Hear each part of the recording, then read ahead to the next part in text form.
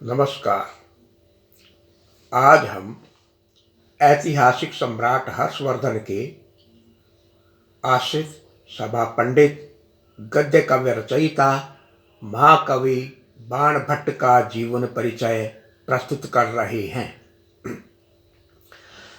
संस्कृत के कवियों में महाकवि बाण भट्ट ही ऐसे कवि हैं जिन्होंने अपने विषय में स्वयं पर्याप्त मात्रा में जानकारी दी है।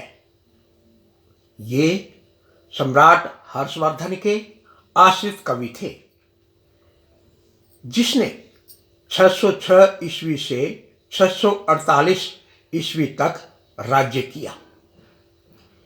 चीनी यात्री वेनसांग ने 629 ईस्वी से 645 ईस्वी तक अपने भ्रमण काल में हर्षवर्धन का विस्तार पूर्वक वर्णन किया है। अतः सप्तम शताब्दी का पूर्वार्ध बाण भट्ट का निश्चित स्थिति काल है। एक बार महर्षि दुर्वासा अपने योग, तप, साधना से वेदों का अध्ययन करने की जिज्ञासा से ब्रह्मलोक में पहुंचे।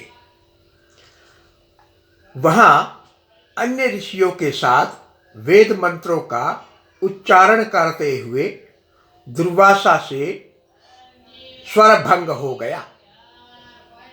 तब सरस्वती को हंसी आ गई। इस पर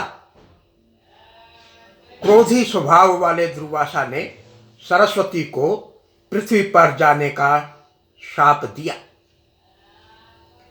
ऐसा सुनकर ब्रह्मा जी ने दुर्वासा से कहा, हे ऋषि, सरस्वती के बिना वेदवाणी संभव नहीं है। यह उचित कार्य नहीं किया। अतः तुम ब्रह्मलोक से पृथ्वीलोक पर जाओ। उस शाप के कारण पृथ्वी पर नदी तट पर सखियों के साथ उल्लासपूर्वक भ्रमण करते हुए सरस्वती ने नौका से नदी पार करते हुए ऋषि मुनियों के कुमारों को देखा, जिनमें एक युवक देदीप्यमान शरीर वाले, सुगठित, दृढ़, मजबूत युवक को देखा। तब पुनः आगमन की प्रतीक्षा करते हुए सरस्वती उसी तट पर विद्यमान रही। सरस्वती ने फिर उस युवक से वार्तालाप किया और उसका नाम पूछा। तब युवक ने कहा, मेरा नाम दधीची है। तब उन दोनों का प्रणय प्रसंग चला तो सरस्वती ने भी अपनी स्वर्ग से पृथ्वी पर आगमन की सारी वार्ता बता दी। सरस्वती जो अपने पुत्र को, शाश्वत को जन्म देकर स्वर्गलोक चली गई। वंश का प्रवर्तक दधीची ऋषि और देवी सरस्वती से उत्पन्न शाश्वत का चचेरा भाई वत्स था, जिससे वात्स्यायन गोत्र चला। वात्स्यायन गोत्र में आगे चलकर कुबेर नामक महान विद्वान ब्राह्मण हुए, जिसके घर में पिंजड़ों में रहने वाले तोता मैना पक्षी यजुर्वेद और सामवेद का उच्चारण करते समय अशुद्धि करने वाले शिष्य ब्रह्मचारियों को टोक दिया करते थे। कुबेर के 4 पुत्र थे, अच्युत, ईशान, हर, पाशुपत। पाशुपत से अर्थपति हुए। अर्थपति के 11 पुत्रों में चित्रभानु 8वें नंबर पर थे। चित्रभानु और राजदेवी से बाण उत्पन्न हुए। बचपन में मातृवियोग हो जाने के कारण पिता चित्रभानु को ही बाण की मातृता करनी पड़ी। यज्ञोपवीत संस्कार के बाद विद्याध्ययन तथा समावर्तन संस्कार हो चुकने पर 14 वर्ष की अवस्था में ही पिता की छत्र छाया भी हट गई और इस प्रकार विद्या प्राप्ति का जो पितृ प्रयास था वह भी समाप्त हो गया। कुछ दिन पश्चात शोक मुक्त होकर बाल सुलभ चंचलताओं तथा यौवनारंभ सुलभ अधीरता के फलस्वरूप बाण भट्ट आवारा हो गए।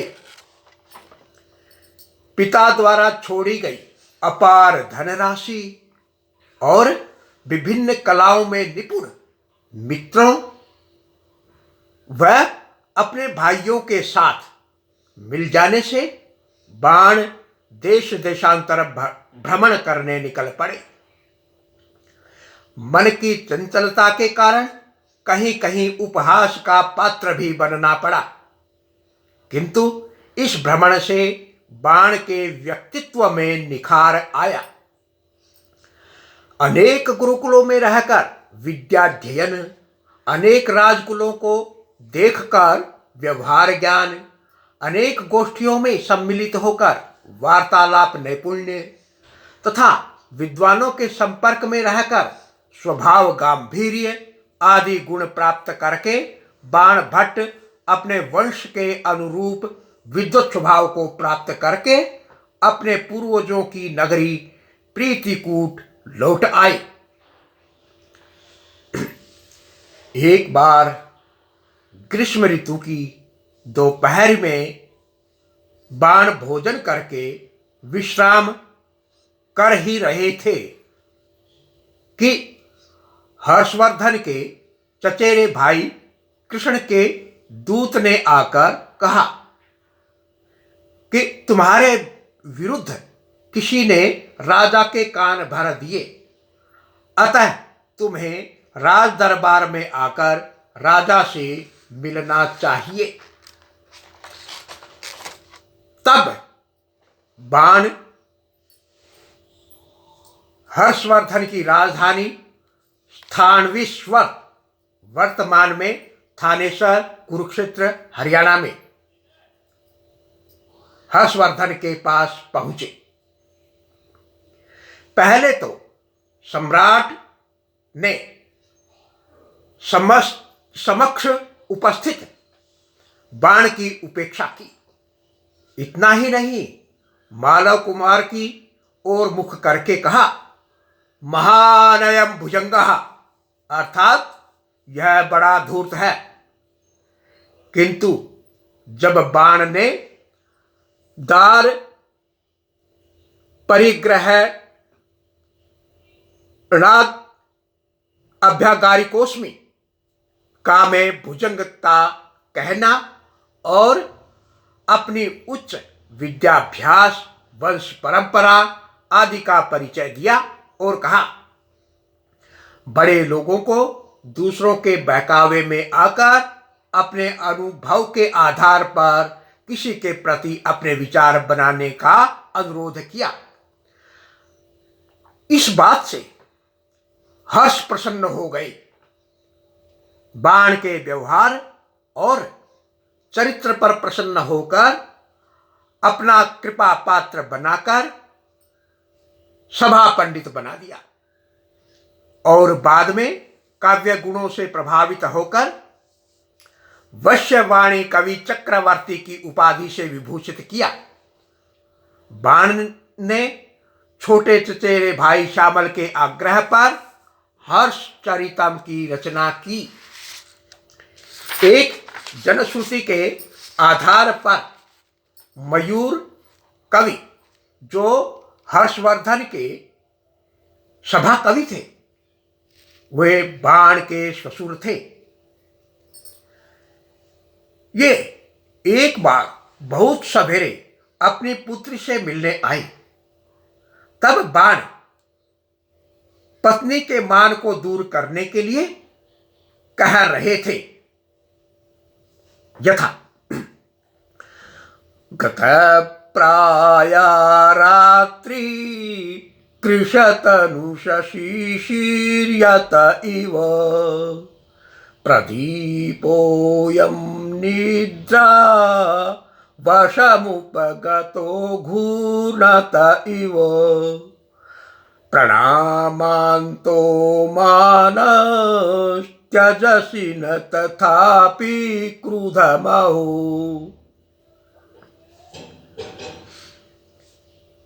ये 3 पद बोलने के बाद बाण को अभी चौथा पद सूझा भी न था कि ससुर मयूर ने बाहर से ही 3 चरण सुन करके चतुर्थ चरण की रचना कर डाली और कहा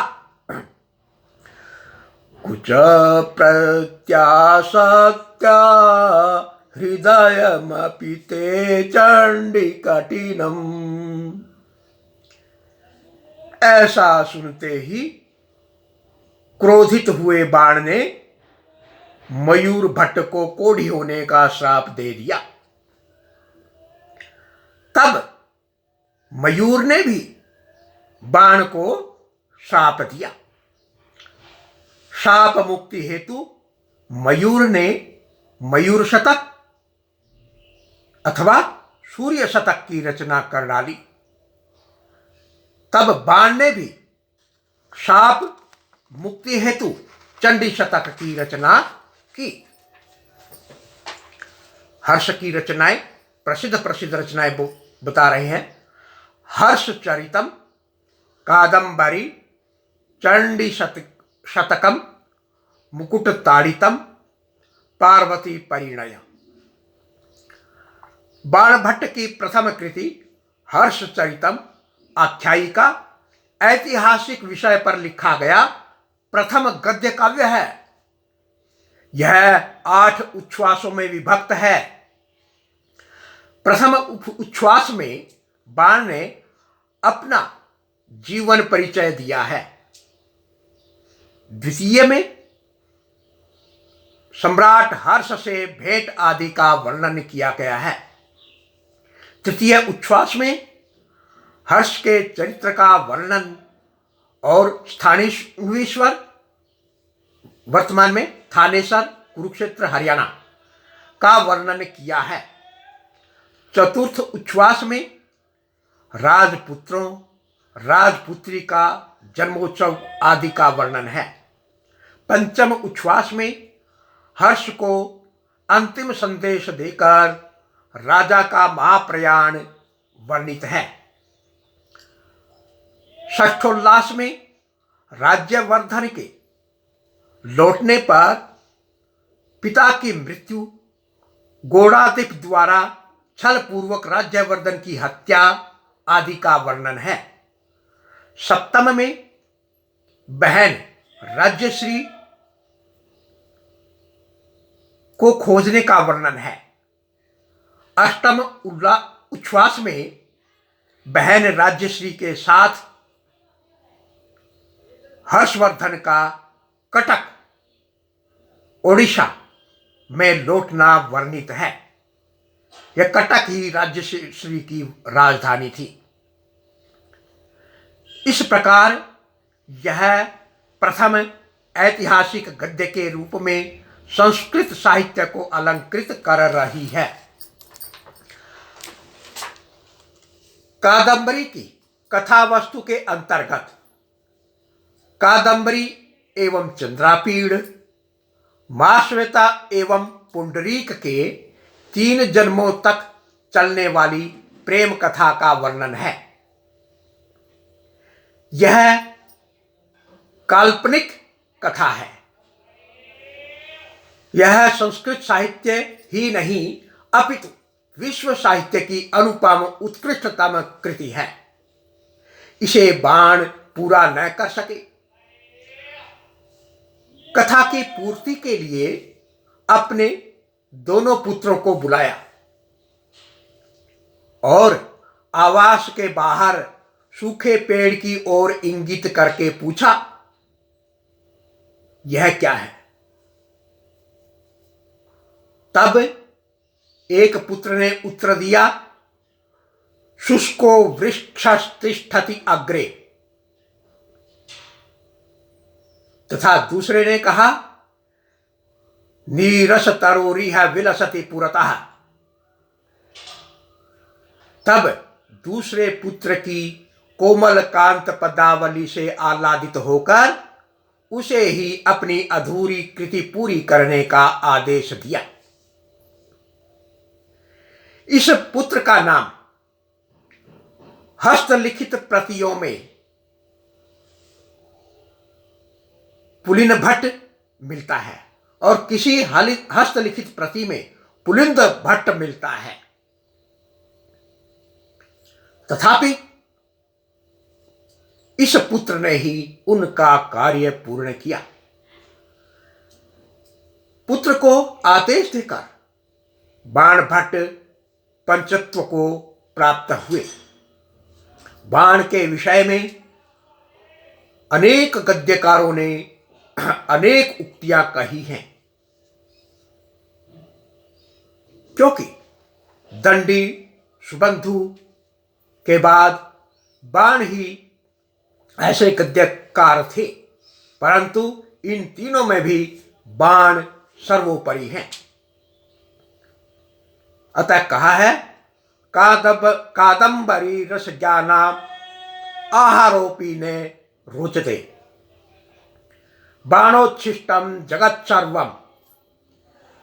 जय हिंद, जय तु भारतम। धन्यवाद।